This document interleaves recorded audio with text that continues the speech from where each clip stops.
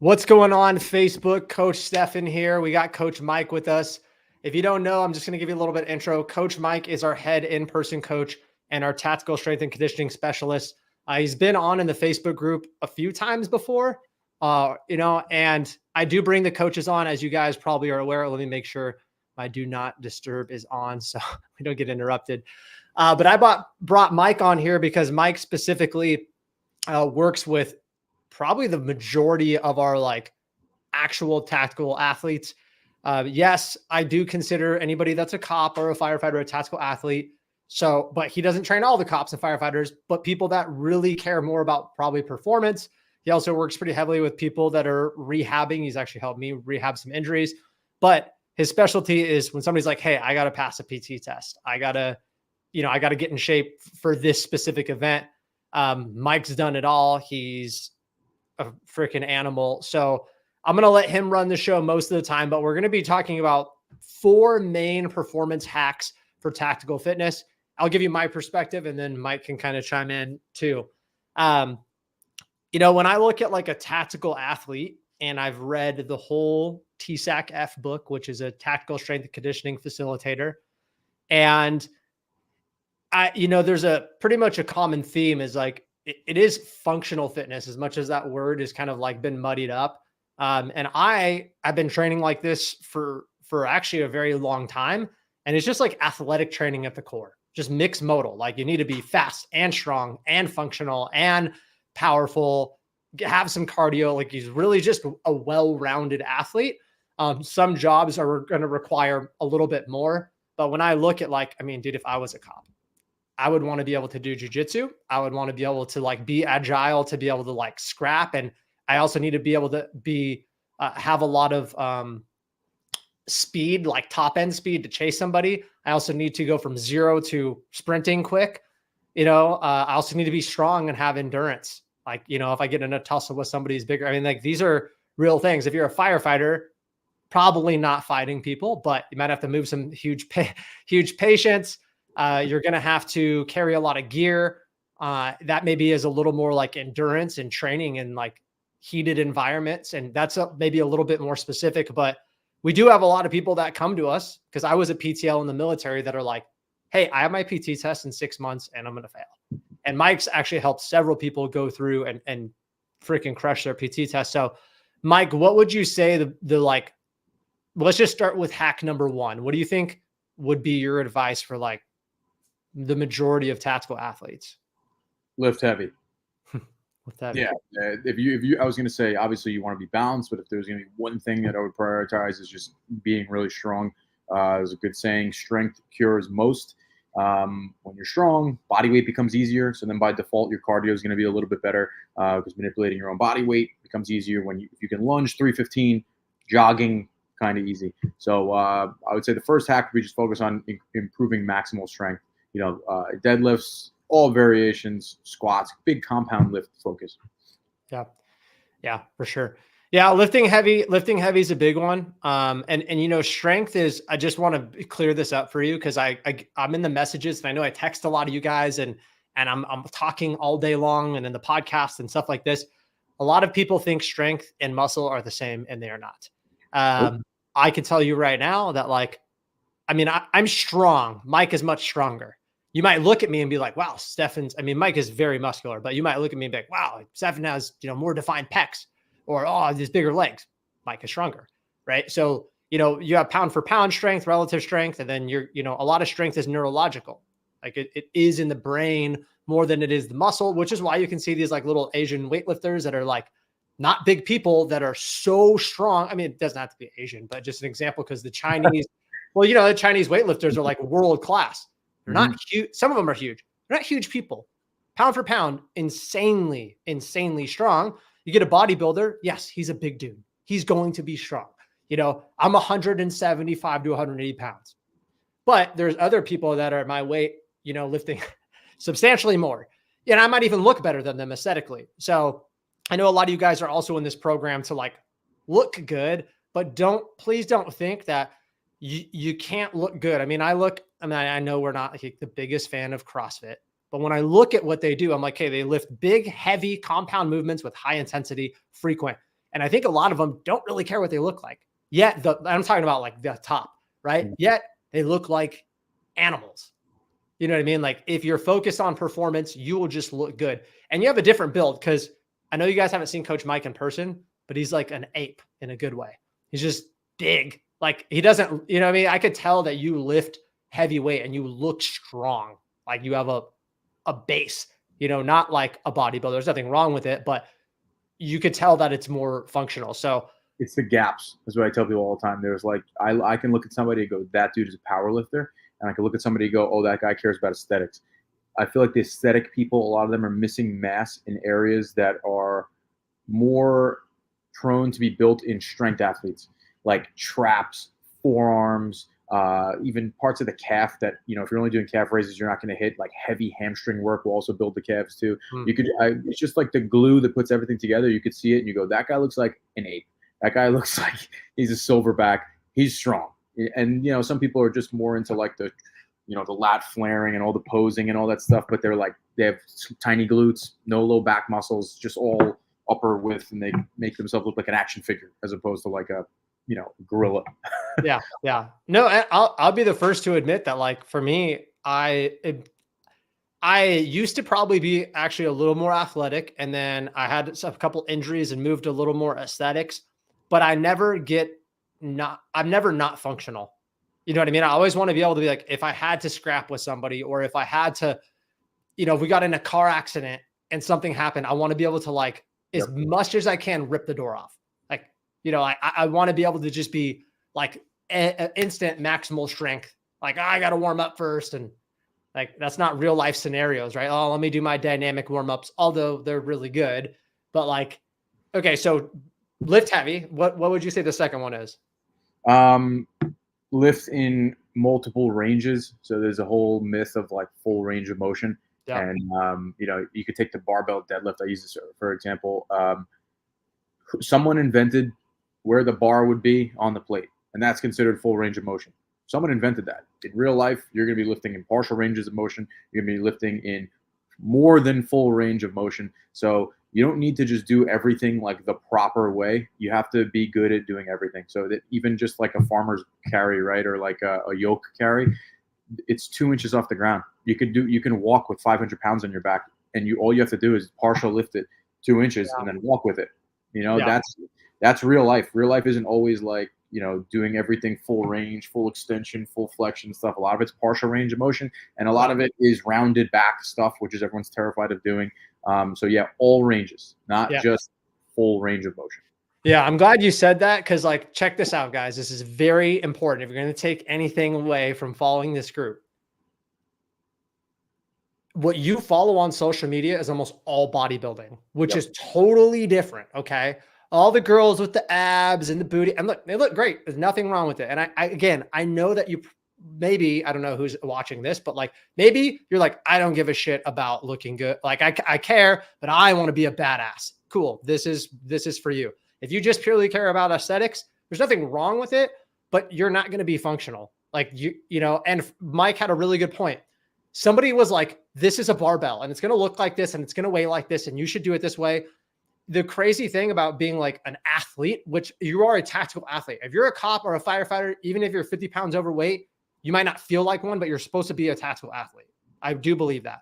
And the biggest thing is you are lifting in different ranges of motion and different planes of motion, right? So you're not just here, or you're not just on a squat. If you're pulling somebody out from the line of fire or running towards somebody, I mean, there's so many movements from the body. And this is the thing. Weight training is supposed to be mechanically disadvantaged, which means it's supposed to be hard. Like if you're going to deadlift, getting in a deadlift position, like traditional deadlift, is not the easiest way to pick up the bar. Like it's not. It's supposed to put shear force on the spine to work the back. If you do a curl, isolating your arm like this is not the easiest way to move the weight from down to up, right? If it was a battle scenario, right, and you had to pull somebody in like over your shoulder, you wouldn't even think about it. You would just get in whatever position you feel the strongest to like pick them up and chuck them over your shoulder, which I know might seem like drastic, but that should drive the point home where you don't need one range of motion. And in fact, I will be the first one to tell you that for years and years and years, I didn't know. I just thought what everybody's saying, the bro science of like, oh, that's bad form. Oh, why are you lifting like this? Blah, blah, blah. And I had injuries from overuse, same range of motion, same ligaments, same tension over and over and over and over again. Some of them were severe. So if you guys also want to avoid injuries, which you better because your job requires your physical body to be the most badass form, you need to do different ranges of motion. You need to switch up the movements. You need to switch up the tension. And it doesn't have to be with throwing random stuff in like burpees, which isn't the worst thing in the world, but like there's other things that get you tired that are going to be more functional. All right. So what's number 3 for you? Number 3. So we spoke about heavy lifting. We spoke about different ranges of motion. The other thing I would say would be different rep ranges. So heavy lifting is obviously going to be more on the 1 to 5 rep ranges. I mean, you can do whatever you want. You lift crazy heavy for 40 reps. Maybe not ideal for you, depending on the person, but you need to do all rep ranges. The hypertrophy only crowd stays within 8 to 20. There's research saying that you can get hypertrophy in even reps of 40. It's just all about like peak contraction and the mechanical tension on the muscles and all that stuff. That's great. That's for muscle building. There's a lot more to strength and well-being than muscles. You have bones, you have connective tissue, you have it's like ligaments, tendons, right? Yeah. All joints, all that stuff. So are you doing the ranges that are training that stuff? Or are you just, so heavy weight builds bone density, right? You're not going to get that from, you'll get it. Everything overlaps. You'll get some strength from muscle building, right? You'll get some muscle from strength building, but you need to be able to differentiate and to train all the different aspects of being in shape. Yeah.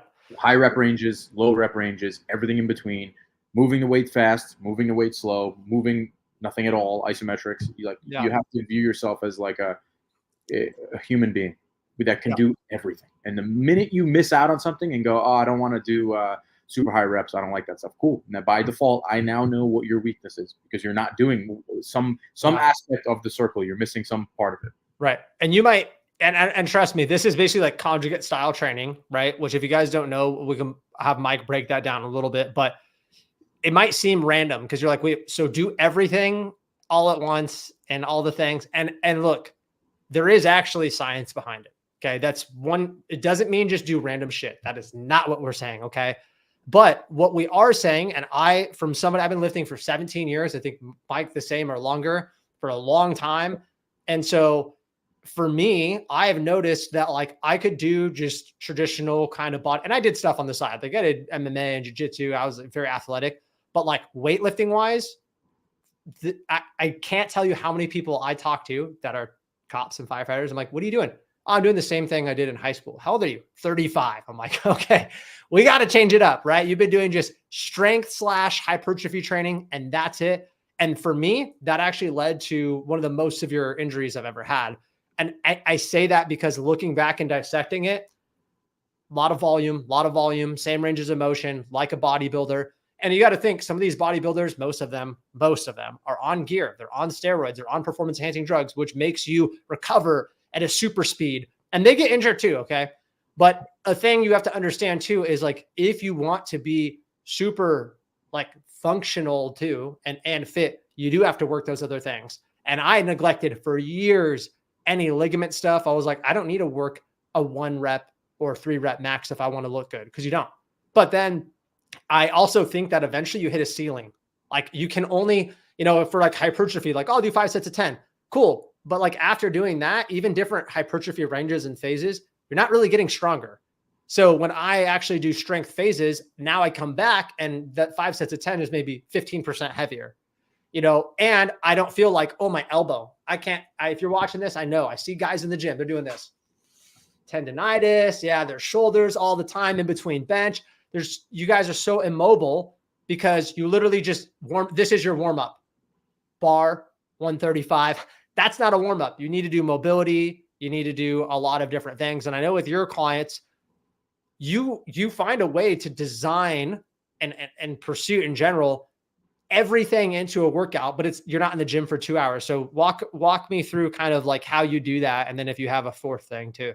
Yeah. So different days, you have different focuses. We mentioned, I would say moving things fast and then moving things slow. Obviously, when you're moving something slow, it's going to be more of a heavy weight. That's why it's moving slow. Even though your goal is to be as fast as possible, you need maximal strength. So you can break it up into having days that are more heavy focused, right? I'm simplifying this, but you could do like a max effort day where, hey, I'm going to work up to a top set of 5 on something like, like a Zercher pin Zercher squat, any sort of variation, right? And then that day you would have all your bodybuilding stuff in after that main strength movement. You might throw in mobility stuff in there and not just stretching, like strength mobility. So, like horse stance work, isometrics, things like that. So you're getting a lot of aspects in there. And then maybe after all that stuff, if you have extra time, you're like, you know what, I'm going to throw in a 20-minute AMRAP and I'm going to hit the ski erg. I'm going to do ball slams. I'm going to do all that like metabolic conditioning, like CrossFit style stuff. And you can do all that in like 70 minutes, right? Another day, and then some days, like I have clients, I'm big into sled. Shout out to Mark Bell and the Stealth Sled. I make them buy a Stealth Sled, and I'm like, you're working out at the park today. So you're going to be doing about 10 minutes on the grass, warming up, glutes, hamstrings, whatever, depending on the client. And then they might be pulling sleds out. I did sled today. Yeah. Yep. So it's not, everything doesn't always have to be in the gym. You're going to need some outdoor stuff, can't really speak about it, but I have a client training for something very, very important, and mile of lunges. Is that for everybody? No, but this is where that client's fitness is at. He needs to be ready for the top 0.0001% of the planet of strength in his lower body. So you're doing a mile of lunges. You have to be able to adapt to the client, what their needs are, and focus on their weakness. The guy's all upper body. I'm not really focusing too much upper body on him. He could do 150 push-ups in a row, right? Bench is crazy heavy for his weight. I'm prioritizing his legs. So you got to fill in the gaps. Wherever they suck at, that should be prioritized the most. Whatever they don't do, that's what they need to do the most. Yeah. And I can tell you from somebody too, like one thing, and I guess we said all 4. So strength, what was the second one? Lift heavy. Different ranges. Well, strength and lift heavy, right? We'll put them in the same category. Different ranges, different rep ranges as well. So different, speeds and methods of moving weight. And then I guess we could say 4th would be weakness-based training. Yeah, weakness-based training. And that's one thing that I will say too, weakness-based training, and then let's just say 4.1 or 5, I'll throw an extra one in there, would be working on your injured areas. Like, I'm not going to lie. I'm just like you guys. I don't want to do the boring, put a lacrosse ball in my glutes and do the mobility and all that stuff. But I'm telling you right now that it's just, if you don't take care of it, like there's only one direction. And not all of it has to be boring. In fact, when Mike has wrote me programs, if you're like, who programs Stefan? Mike's wrote me a bunch. You're probably going to bug him to put me on another one. So, I don't want to do static mobility and like, I don't want to do it in kin stretch and stuff. To me, I'll do a little bit. It feels good. There's nothing wrong with it, but I want engaged when I work out. I need to be like doing something, 5 minutes of stretching at the end, 10 minutes, maybe. I'm totally good. Anything beyond that, you lose me. I got ADHD and I can't focus. So if it's like, oh, it's kind of an exercise, but you're creating mobility, let me tell you, it actually works, because I had really bad hips, hamstring mobility and flexibility. And then Mike's like, dude, these long lunge pulses and these straddle ups and all these things. And just from like a short time of doing it consistently, feels like part of your workout. I'm like, oh my God, I've never been this mobile in my lower body. So it not only works. And then if you have injured areas, depends on what your injury is. I know we have some people that have been through some really physically traumatic stuff in, your career. But like for me, I like tore my disc and I have like this rotator cuff thing. At a minimum, you need to work those things for maintenance, but I would actually say you need to work them more. It doesn't mean you need to lift heavy. It doesn't mean you need to lift in ranges of motion that hurt it. But even for me, I came, about a year ago being like, and I had physical therapists and doctors, don't lift again. Don't load your spine. No shear force, no whatever. Dude, I'm deadlifting. I'm doing everything I'm supposed to. I have to watch my back. I can't overdo it, but it's 100% something that you can and should be doing. You can't just sit there and be like, oh, I hurt my knee, and so I'm never going to do it. Now, obviously, if it's like a ligament tear or whatever, you got to go see your physical therapist. You should go get an MRI. But like for me, I have a partial meniscus tear, and the only thing I can't do is run. And so at the same time, instead of me working my just squats and lunges, and split squats, I have to get really creative and I have to go ahead and I have to do different things, different planes of motion and ranges of motion, and get everything around that strong. So I'm not beating up my ligaments as much as I need to. And I do a lot of rehab on my back, but rehab is not cupping and dry needling. Not that it's bad. It's working it out. Just lighter weight, more reps to get the blood flowing to it. I mean, there's a lot of things you guys should be doing. So if you're listening to this and you're like, wow, I don't do any of that stuff. I went to bodybuilding.com and I've been following Jim Stepani's workout.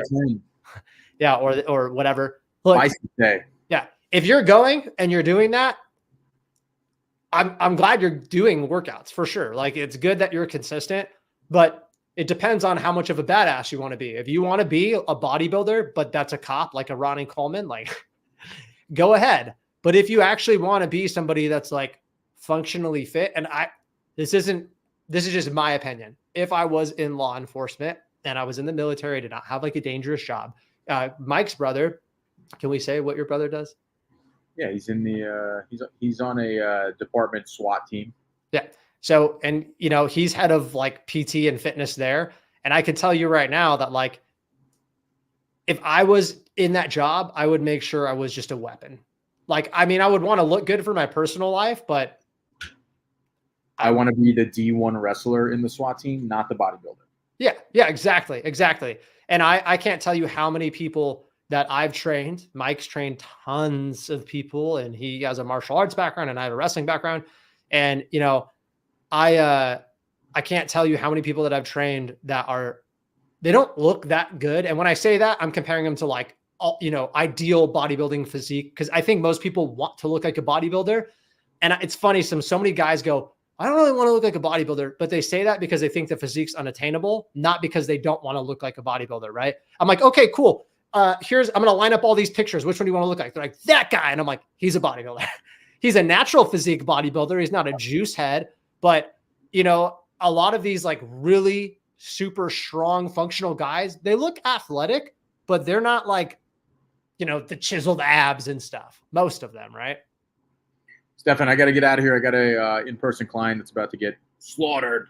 Yeah, so. No, you're good. But I appreciate you guys tuning on for the live. We're going to do this every Thursday at 3:45 Arizona.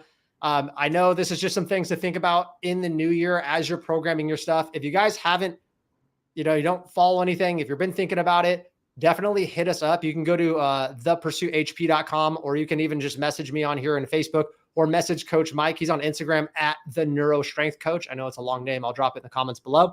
But love you guys. Appreciate it. And hopefully this was helpful if you are a tactical athlete. Talk to you later, Mike.